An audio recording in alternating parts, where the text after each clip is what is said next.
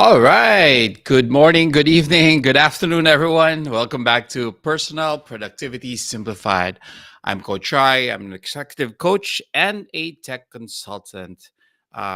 If you haven't been here before, so I help people focus on what matters most, whether that be your business, your personal growth, and productivity. So you can go from good to great to awesome. So I just love that book before, so I had to add the awesome part. So, last week we talked about how to simplify your to-do list, and a lot of you probably have a to-do list, which is great. Today we'll take it a bit further. So, let me just go through my notes. Ooh, everything's hanging on my machine, so I hope it's not lagging on your end, but we'll see. Let me. Oof, yep, everything's just lagging. Sorry, folks.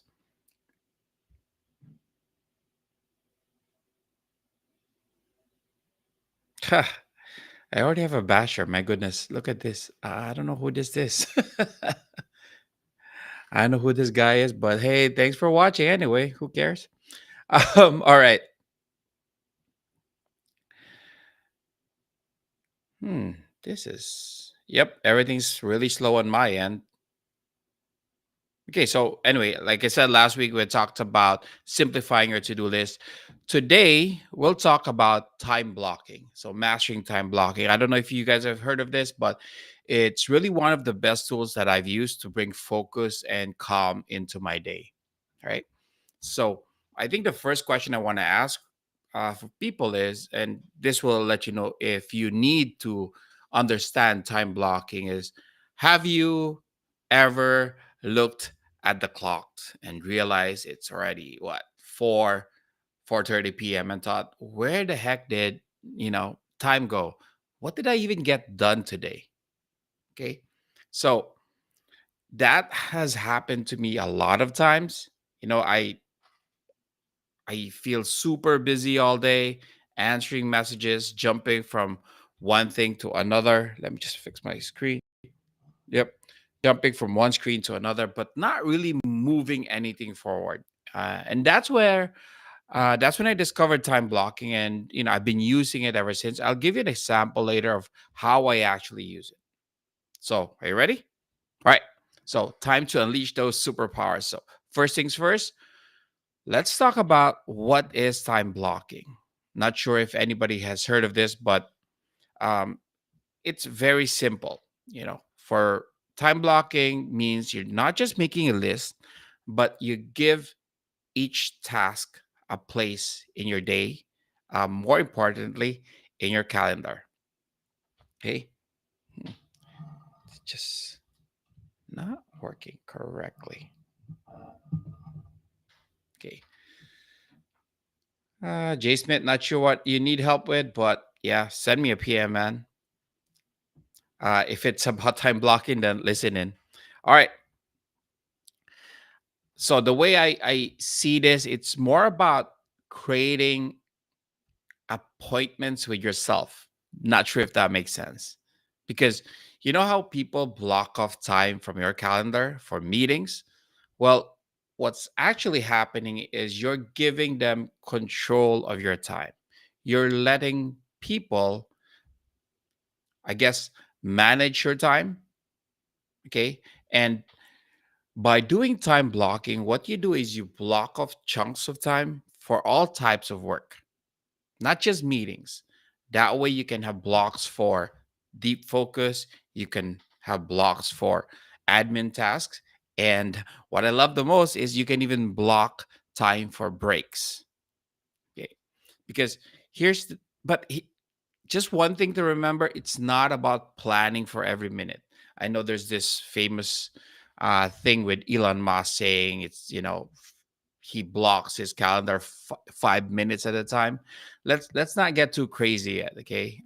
He's he's taking a lot of drugs. Maybe that's what he needs to run those 5 minute blocks of calendar. Let's not do that yet, but let's start with just simple, maybe 30 minutes or 1 hour of time blocks. That just it's a lot easier to get started with that.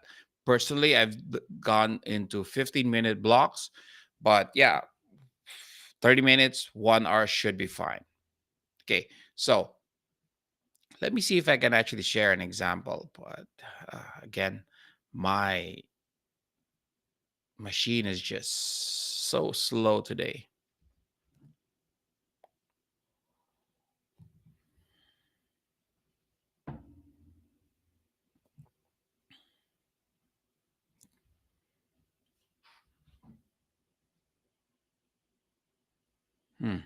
Here you go.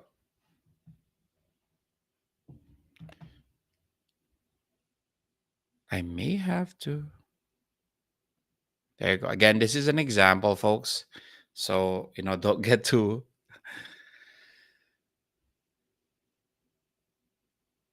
So, that is an example. Again, this is, I created this kind of a dream week calendar. So, what I'd have is because I have a 9 to 5 or an 8 to 5, whatever that case may be for you, I do have a chunk of block. I block my time there. Just call it work one and work two because I usually start my day early. Then, if you'll notice, I need to drive my wife to her work, so I block that time off, and that's actually blocked off, and it says out away or out of office on my actual work calendar. So I because I need to get that done, right? But I want to start work early, and so if you'll see, I've actually not this one. So I've actually broken down just an example,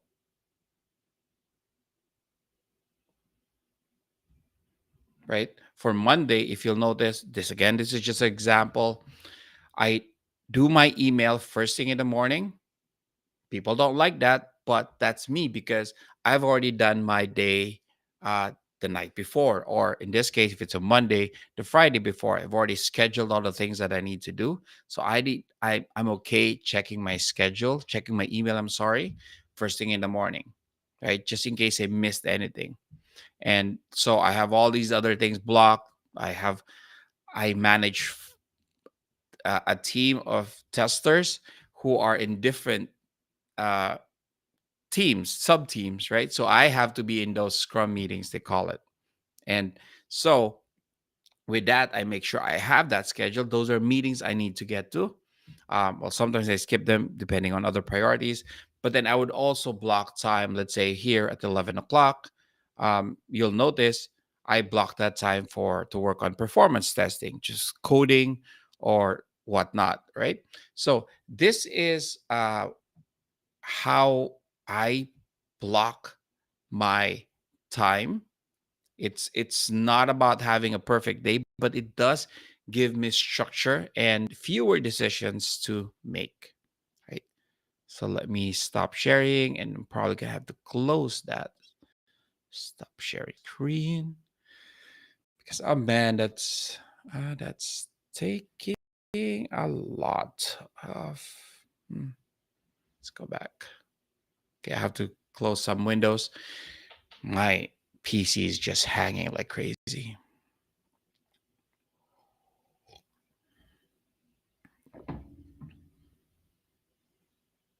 Okay, now personally, what I've done because I have a to do list and a calendar, I actually linked my to do list to my calendar. I have an app for that. One of these days, I'll discuss that in more detail, but it's called ticktick.com. I have a reference code, a referral code, but I don't think I get paid. But anyway, I'll send it your way if anybody's interested. All right. Ooh. Okay. So how do we do this? Okay. How do we start building or start using time blocking? First, it will be very customized for you. It depends on what your needs are, what you need time for. So, first, we have to define categories. Like I said, for me, it's meetings because I need to be in these meetings for my team. I have to have categories for deep work. That's your core work. again, for me, actually, meetings is sort of a core work because as a manager, you do that. But there are other deep works tasks that I do. I help my team with, let's say, performance testing, coding some of that, researching some of that. So I have to make time for that deep work. As a manager, I also have admin. That's my category. I actually have a category, let's say, for learning or professional growth. I block time off for that because that's super important. Otherwise, again, you're all so busy, you totally forget about keeping yourself up to date with what's happening in the industry or whatnot. Okay. Um, and personally for me, family, I don't know if you saw it in the example calendar. I can't show it again because it's just so slow. I block time off for time with Elaine, time for with the wifey. And I do put a block as well for lunch and breaks.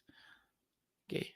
Like to do that because it's not a 12 to 1 thing for me always, because I handle different teams across different time zones. So I need to, people don't know what is my lunchtime. So I have to block that off, and people cannot because I need to eat. Otherwise I get really grumpy.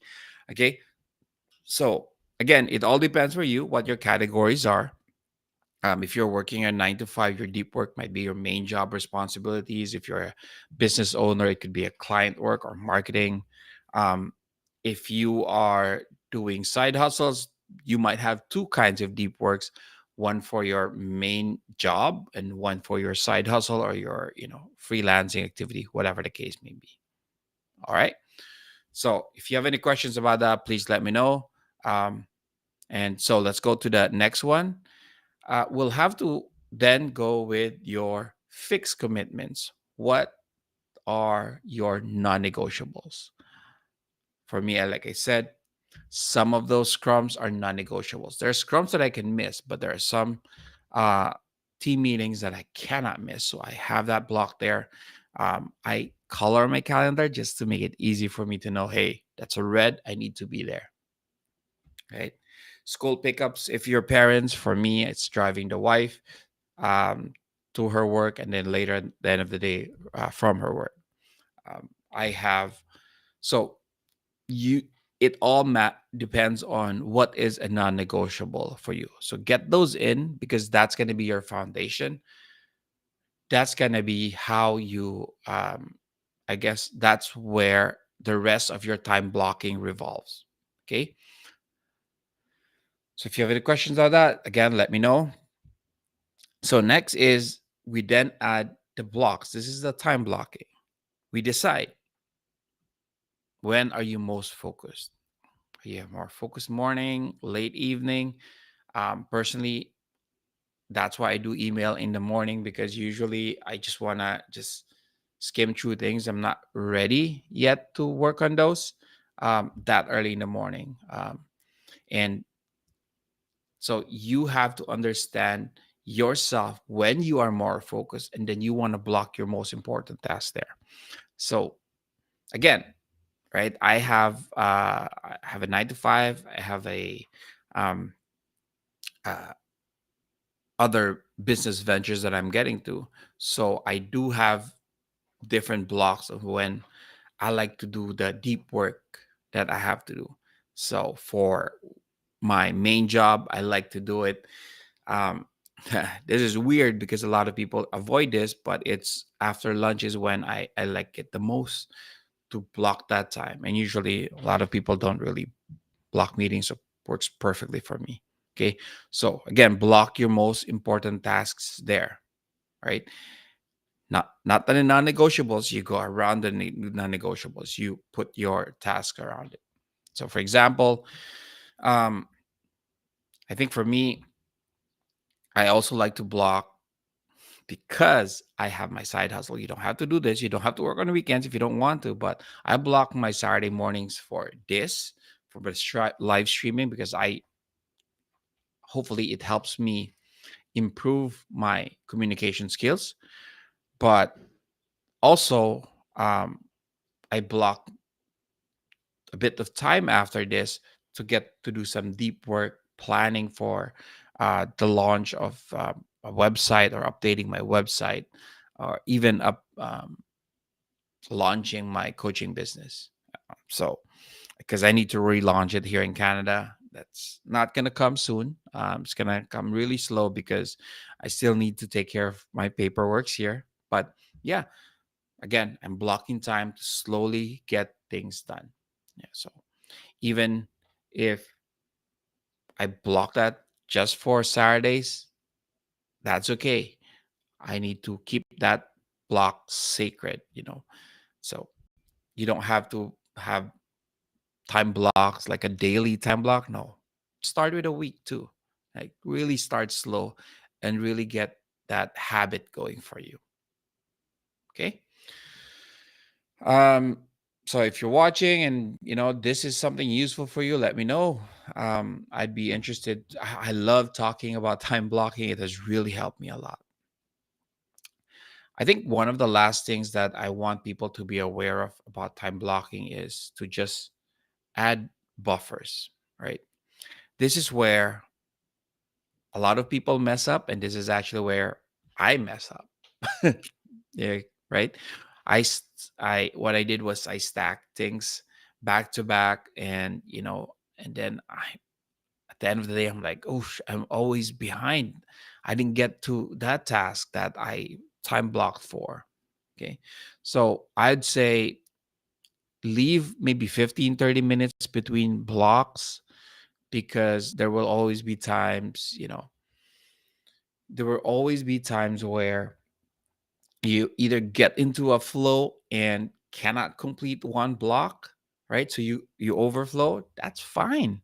Like that's what you want, actually, to get into that flow. um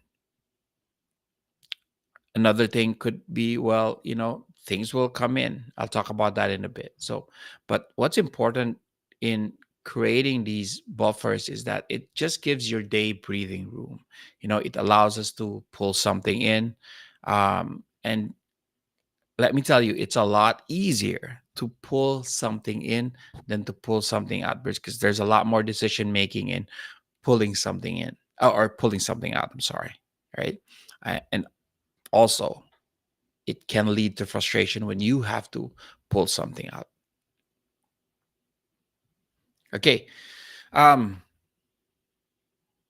let's talk about the other thing that could happen. That's the reason why we don't want to stock things, back to back, is what if your schedule blows up, right? What if a client emergency pops up? What if your boss wants to meet? Or if you're like me, what if you get sick or you injure your foot? Ah, dang it. Yep. My foot is injured right now, just in case you didn't know. Um, Thank goodness I work from home remotely, so I could rest it. But anyway, um, for me, that's obvious. That has obviously happened, but that's life. Times blocking will still work, but you have to treat it as flexible. Okay, so what do you want to do? There's so many things you can do. You can move the block to a new day.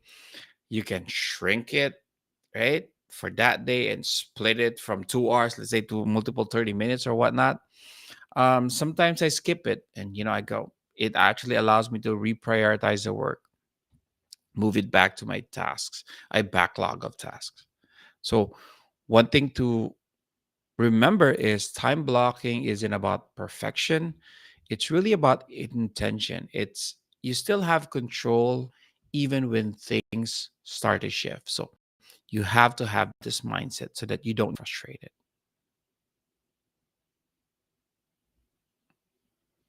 All right.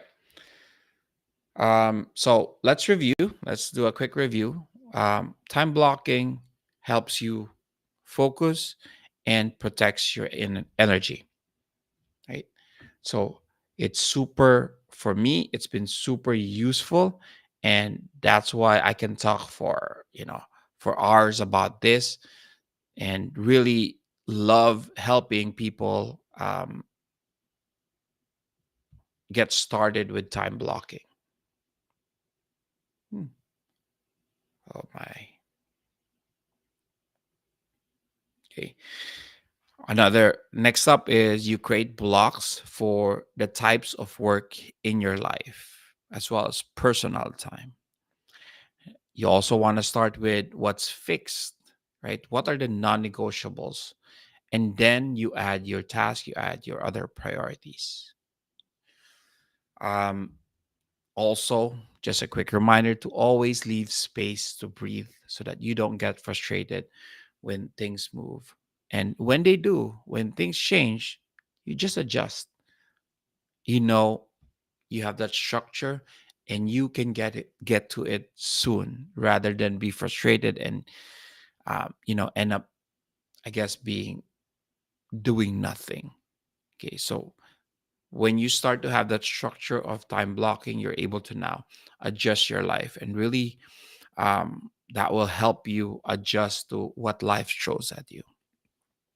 So your challenge for this week is just pick one task that you've been postponing, block an hour. No, you know what? Just keep it 30 minutes, block 30 minutes for this week. Just one block on your calendar. Then, you know, next week, maybe tell me how it went.